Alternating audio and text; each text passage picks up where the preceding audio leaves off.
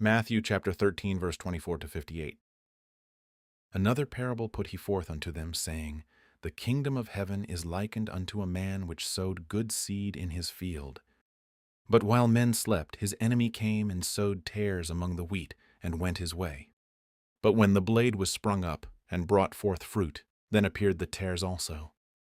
So the servants of the householder came and said unto him, Sir, didst not thou sow good seed in thy field? From whence then hath it tares? He said unto them, An enemy hath done this. The servant said unto him, Wilt thou then that we go and gather them up? But he said, Nay, lest while ye gather up the tares, ye root up also the wheat with them. Let both grow together until the harvest. And in the time of harvest I will say to the reapers, Gather ye together first the tares, and bind them in bundles to burn them, but gather the wheat into my barn. Another parable put he forth unto them, saying, The kingdom of heaven is like to a grain of mustard seed, which a man took, and sowed in his field. Which indeed is the least of all seeds, but when it is grown, it is the greatest among herbs, and becometh a tree, so that the birds of the air come and lodge in the branches thereof.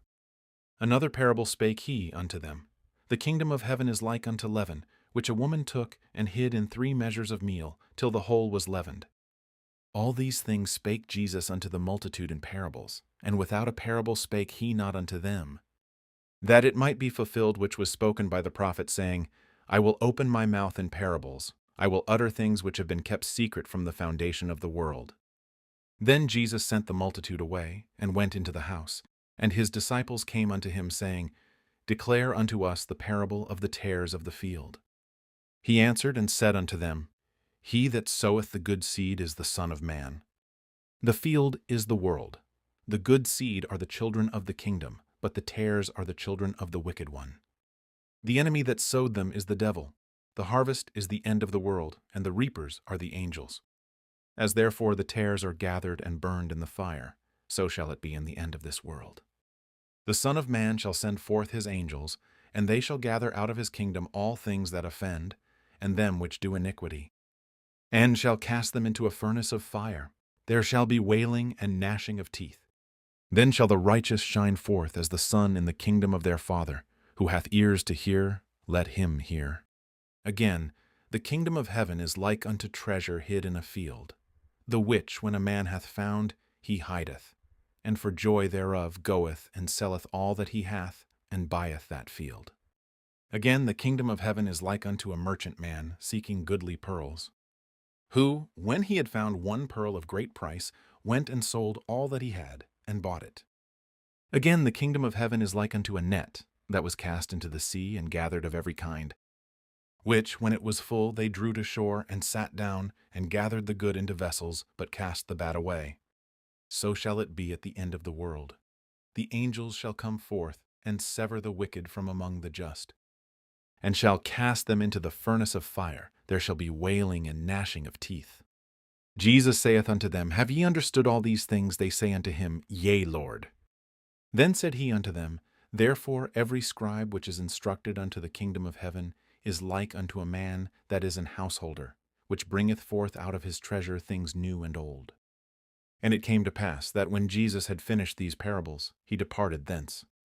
And when he was come into his own country, he taught them in their synagogue, insomuch that they were astonished, and said, Whence hath this man this wisdom, and these mighty works?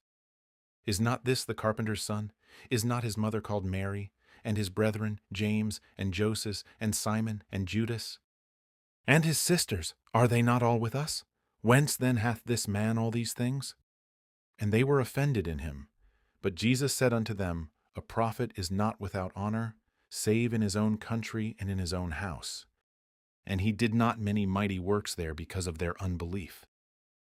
Jesus continues teaching in parables, revealing important truths about the kingdom of heaven and what will take place between his first coming and the final judgment. These parables explain that although the king has come, evil will continue to exist alongside the righteous until God's appointed time of separation. The parable of the wheat and the tares shows that the Son of Man has sown good seed, but Satan has also been at work. Rather than removing the wicked immediately, God allows both to remain together until the harvest. Jesus later explains that the harvest represents the end of the world, when the angels will separate the righteous from the wicked. This reminds us that final judgment belongs to God, not to man. The mustard seed and the leaven both describe the outward growth and influence associated with the kingdom. What begins small becomes widespread. Jesus is showing that God's purposes will continue to unfold even though many have rejected him. When the disciples ask for the meaning of the tares, Jesus explains each part of the parable. The field is the world. The good seed are the children of the kingdom. The tares are the children of the wicked one. The enemy is the devil, and the harvest is the end of the world.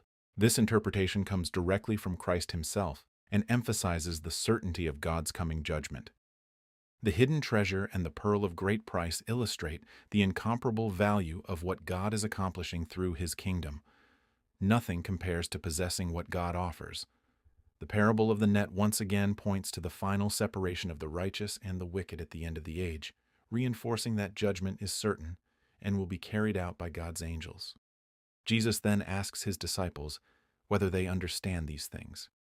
He reminds them that those instructed in the kingdom are able to bring forth both old and new treasures, showing the harmony between God's previous revelation and what Christ is now revealing. The chapter concludes with Jesus returning to his hometown. Instead of receiving him with faith, many reject him because they are overly familiar with his earthly family and cannot accept that the promised Messiah has come from among them. Their unbelief does not diminish Christ's power, but it does explain why he performs few mighty works there. Once again, Matthew highlights that the greatest obstacle to receiving Christ is not lack of evidence, but unbelief. This section teaches that God remains in complete control of his kingdom program. Evil will not prevail forever. A day of separation, judgment, and righteousness is coming. Until then, the word of God continues to be proclaimed, calling people to believe the King rather than reject him. Thank you for watching. Subscribe for more KJV Bible Teaching. Until next time, search the Scriptures. Grace be with you.